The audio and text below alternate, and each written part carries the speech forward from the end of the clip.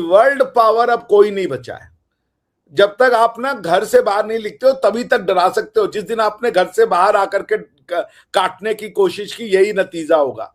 ये जो कई लोग चाइना को बोल रहे हैं ना, चाइना भी यही खेल खेल रहा है। चाइना इसलिए अभी तक खेल खेल रहा है दूसरों के साथ, चाहे वो भारत के साथ हो चाहे वो अमेरिका के साथ, कि वो लड़ाई में हेल्प कर रहा है दूसरों को, वो दे करके, क्या नाम है, सैटेलाइट इमेजेस दे करके, सैटेलाइट कोऑर्डिनेशन दे करके, या कोऑर्डिनेट्स दे करके कि भैया ये है, ये आप पहले से देख लो, मिसाइल को फायर कर दिया गया है, 7-8 मिनट है, इस टाइप के वो हेल्प कर रहे हैं। कल को चाइना का जब वॉर होगा ना, तो दूसरी कंट्रियां भी यही चीज उनके अगेंस्ट में करेंगी। तो चाइना कभी किसी खुशफहमी में हो कि जो वो हरकतें वो कर रहे हैं, उपयोग में ला रहे हैं, वो उनके साथ नहीं होगा। वो अभी आप चूंकि वॉर में नहीं हो तो दूसरों को पीछे से मजे ले रहे हो, कभी ना कभी ये आपके घर में भी आएगा। और जिस दिन आपके घर में आएगा आपके साथ यही व्यवहार किया जाएगा और आपको समझ में आ जाएगा कि आपकी ताकत कितनी है। इसलिए कोई अब सुपर पावर नहीं बचा है, क्योंकि ये लड़ाई इतनी एक्सपेंसिव। देखिए, आपको ह्यूमंस नहीं मरवाना चाहता। आप अगर अर्जुन की एक स्टडी कीजिए, अभी यूक्रेन क्या कर रहा है। यूक्रेन ने अब अपने बॉर्डर्स पे ड्रोन से लड़ाई लड़ रहे हैं। वो ड्रोन रोबोट्स भेज रहे हैं लड़ने के लिए। ह्यूमन लाइफ ना तो बची है उतनी वेस्ट करने के लिए, और ना अब ह्यूमंस मरना चाहते हैं। So nature of war has change, objective of war has change. This is the first war आरजू जी, इस वॉर की ईरान और अमेरिका के जो लड़ाई है, इसकी मैं आपको 3 स्पेशलिटी बताता हूं जो कोई अभी तक नहीं बताया। अब ये लड़ाई नहीं है, ये टारगेटेड असैसिनेशन हुआ है। उन्होंने सीधा सीधा जो मेन उनके लीडर्स थे उनको टारगेटेड असैसिनेट किया, और नेवी को भी थी, अब उसको उन्होंने डुबा दिया। क्या करते हो तो भगवान ही जाने। दूसरा, ये पहला ऐसा विश्व का वॉर है जिसके कोई ऑब्जेक्टिव नहीं है, और अगर ऑब्जेक्टिव है तो वो रोज शाम को चेंज हो जाता है। आज ऑब्जेक्टिव एक्स है, कल वो ऑब्जेक्टिव वाई है, उसके पहले वो एक्स माइनस वाई था, फिर y to the power x हो गया, फिर x to the power y हो गया। तो अब आप समझते रहिए कि भैया इसका वॉर क्यों हो रहा है, ऑब्जेक्टिव क्या है। जब तक आपको वॉर का ऑब्जेक्टिव नहीं बताया, तो मुझे आप बताइए, आप पीस टॉक क्या करवाएंगे, आप क्या नेगोशिएट करवा देंगे, आप क्या मीडिएट करेंगे, जब उनको ही नहीं पता हम क्यों लड़ रहे हैं। और जिस कारण से वो लड़ रहे हैं वो कारण में तो आप पढ़ना नहीं चाहेंगे। अगर ये रिलीजियस वॉर है, जो मेरे हिसाब से ये रिलीजियस वॉर है, तो आप तो उसमें नहीं पढ़ना चाहेंगे। अभी जो आपके यहाँ आ रहे हैं जेरेड कुशनर, ये उनके दामाद हैं, और वो हैं यहूदी हैं जेरेड कुशनर साहब। आपकी धरती पे आ रहे जेरेड कुशनर इजराइल के अगेंस्ट में हो जाएंगे। आप ये रख लीजिए, ये वॉर जब भी खत्म हो उसके 2 साल बाद आप इजराइल को रिकॉग्नाइज करेंगे एज अ स्टेट, और आपकी पासपोर्ट चेंज होगी। ये आप लिख के रख लीजिए, आप उसी तरफ जा रहे हैं। मतलब उसका मतलब है फिर हमारे लोग वहां भी भीख मांगने जा सकेंगे इजराइल में, आप ये कहना चाह रहे हैं? नहीं मांग पाएंगे, वो देते ही नहीं है। यहूदियों को बेसिकली वो हिंदुओं के बनिया है, वो उनको इसी तरीके से क्रिश्चियनों और मुसलमानों ने उनको बदनाम किया कि ये मनी माइंडेड लोग हैं। जैसे हमारे यहाँ पे एक होते हैं बिजनेस क्लास जो हमारा है, जो इंडिया सर वो तो सभी होते हैं सर, मनी माइंडेड तो सभी हैं। उनका अंदाज अलग होता है, हर एक का अंदाज अलग होता है। लेकिन अगर फर्ज करें सर, ये बातचीत हो जाती है, ये डायलॉग हो जाता है, अभी तो जाहिर है कि मालूम नहीं है, लोग आना शुरू हो जाएंगे रात से मेहमान, और कल ये डायलॉग अगर हो गया, सक्सेसफुल हो गया, दोनों कंट्रीज ने किसी कुछ पॉइंट्स के ऊपर एग्री कर लिया और कहा कि हाँ ठीक है, हम आपकी ये बात मान लेते हैं, वो बात मान लेते हैं, हम आगे से अटैक नहीं करेंगे, और एक लंबे अरसे के लिए सही लेकिन या शॉर्ट टाइम के लिए अमन हो गया। ये देखें, मैं सवाल कर रही हूँ और ये पता नहीं फोन पे क्या लगे हुए, कोई बात नहीं। मेरा इतना बेकार सवाल है कि वो डॉक्टर साहब सुनना भी पसंद नहीं कर रहे। ये देखें फोन पे ये होता है, इनके पैसे काटना जरा, ठीक है ना, शो के बाद इनके जो पैसे जाएंगे वो कट के मिलने चाहिए इनको। तो मैं ये कह रही हूँ कि अगर ये सक्सेसफुल हो जाती है मीटिंग, और दोनों पार्टीज जो है, दोनों कंट्रीज किसी एक पॉइंट पे एग्री हो जाती है कि ठीक है 2 पॉइंट हम आपके मान लेते हैं, एक आप हमारा मान लें, और कुछ लंबे अरसे के लिए अमन आ जाता है, तो क्रेडिट देंगे पाकिस्तान को?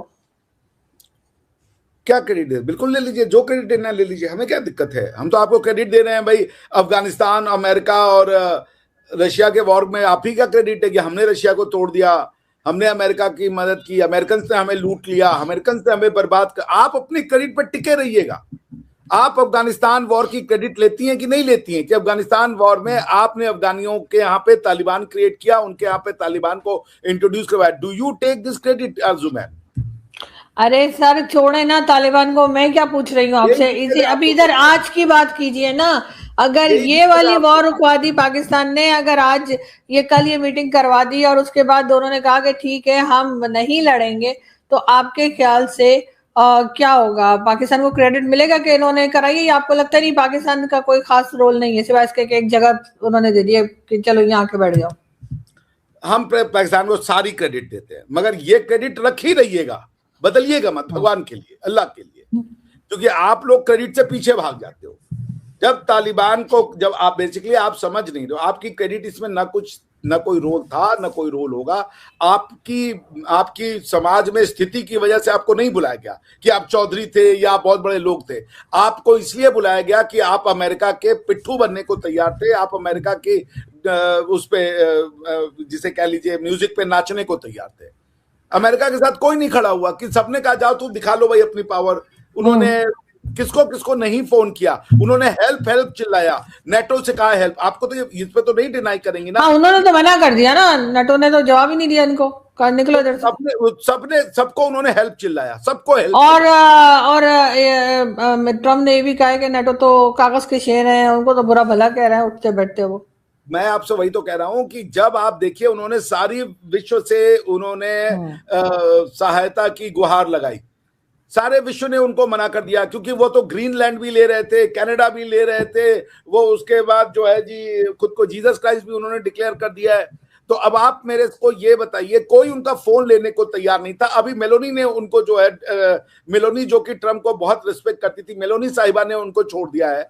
आप आरजू जी कोई इसमें चौधरी मुकम्मी का रोल नहीं करो कि दोनों लोग आओ चलो हम यहाँ पे बच्चा बैठो अमेरिका बैठो इराक, ये नहीं कर रहे हैं। अब जी आइए, उन्होंने कहा, कल उन्होंने कहा, ट्रम्प साहब ने कहा, कल का स्टेटमेंट है कि भाई हम उनसे कम्युनिकेट कैसे करें, क्योंकि कम्युनिकेशन के सारे साधन बंद कर दिए हैं उन्होंने। मैं भी वही देख रही थी सर, सामने टीवी पे जैसे आ रहा है तो कह रहे कल सुबह को पाकिस्तान टाइम के मुताबिक 4:50 पे जो है वो सीजफायर खत्म हो जाएगा। आगे नहीं बढ़ाया अभी तक।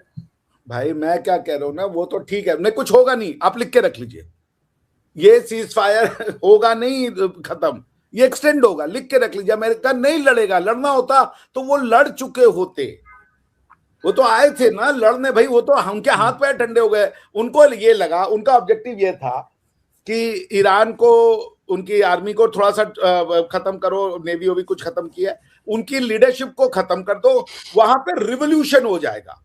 वो तो ईरान की जनता के भरोसे बैठे थे, जनता ने उनको ठेंगा दिखा दिया, ठेंगा दिखा दिया।